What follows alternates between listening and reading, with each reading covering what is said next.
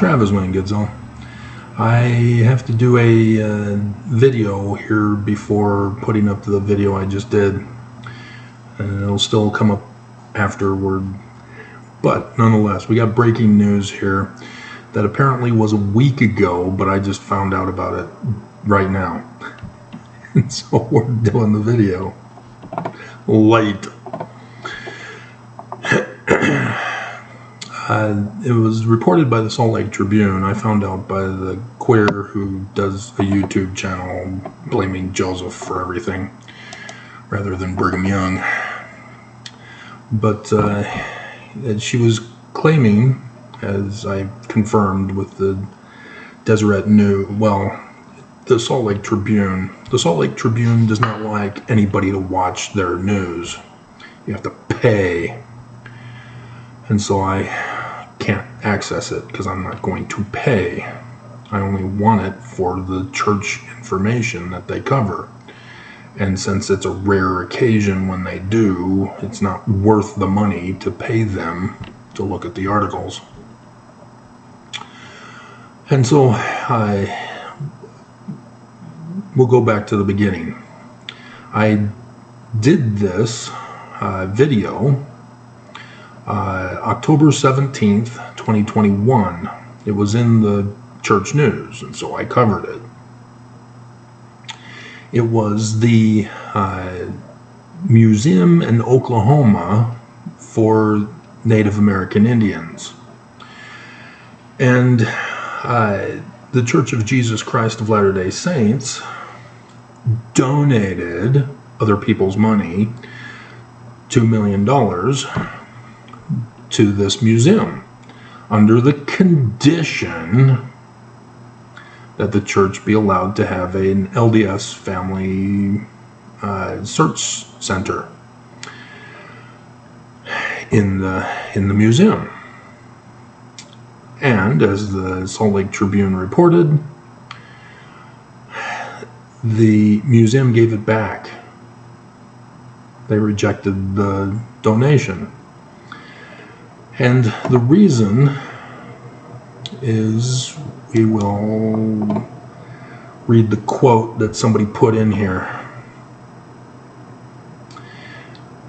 Some worried the center might be staffed by Latter-day Saint missionaries.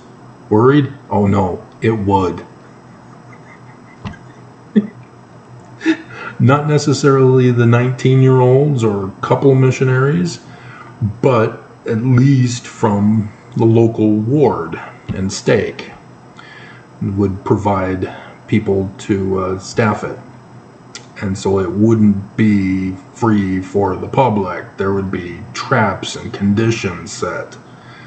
I tell you guys, and you just don't believe me, the church cannot just give for the sake of giving. There's always a catch. There's always a condition. There's always a though. Requesting a future favor for the purpose of recruiting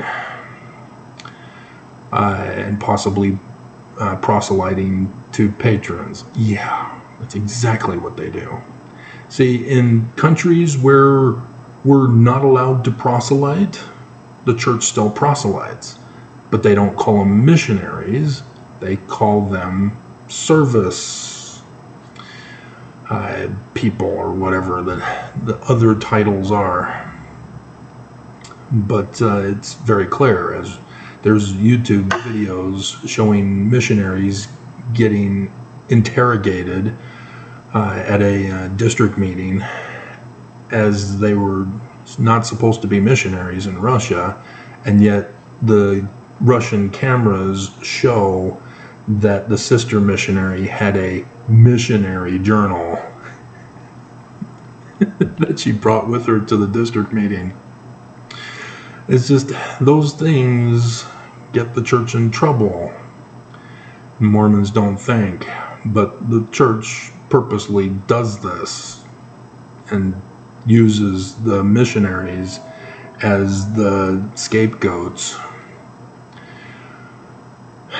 to be martyrs for the church, and purposely leave out all the plotting that the church is doing.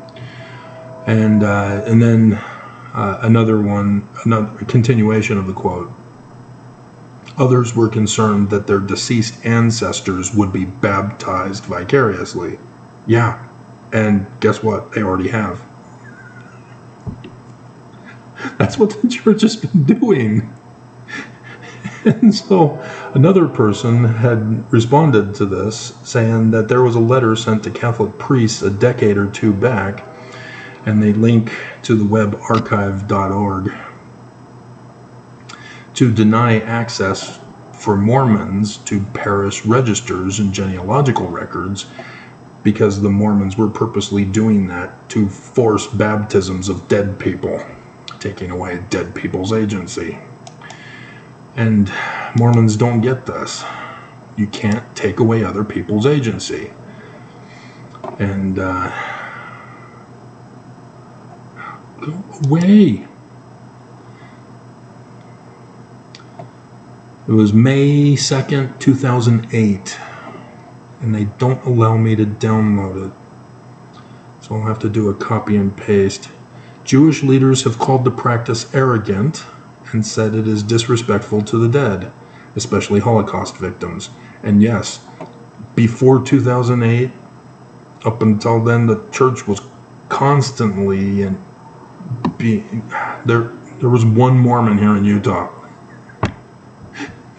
who just stubbornly kept doing the records for the Holocaust victims and would go to the temple and do the baptisms for them at the Jordan River Temple. I know him. I've seen him. And he wouldn't stop.